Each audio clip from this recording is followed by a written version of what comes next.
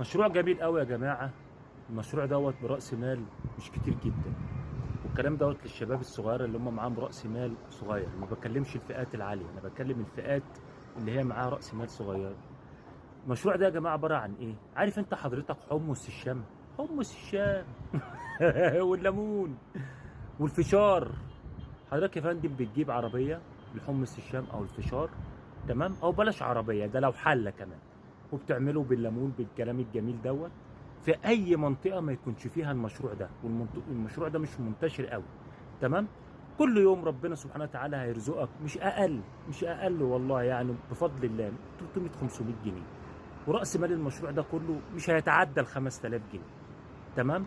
بس اهم حاجه تشوف المنطقه اللي عندك هل المشروع ده فيها ولا لا، وغالبا مش هيكون فيها، تمام؟ طبعا المشاريع اللي انا بقولها دي للناس اللي على قد حالها.